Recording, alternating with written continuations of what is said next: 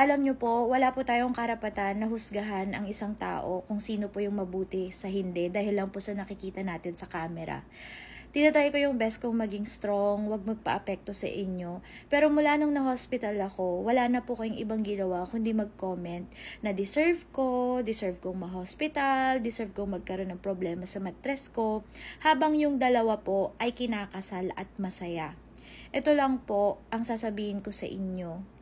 Marami po akong pinagdadaanan dahil sa mga taong yan na hindi nyo po alam. At marami rin po akong pinaglalaban na hindi nyo rin po alam. Pero hindi para sila po ang kagalitan ko sa mga ginagawa ninyo. Sana po hindi mangyari sa inyo yung mga pinagdadaanan ng mga kagaya ko po. At hindi para sabihin ninyo na ang basihan ng pagiging mabuting tao ay ang pagkakaroon ng anak.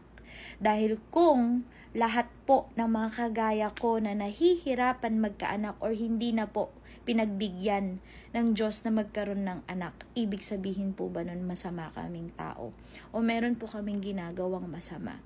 Believe me, di nyo po alam yung pinagdadaanan ng mga kagaya po namin.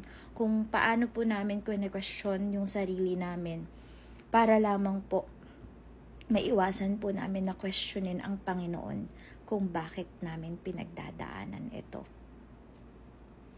Please be kind. Yan lang po.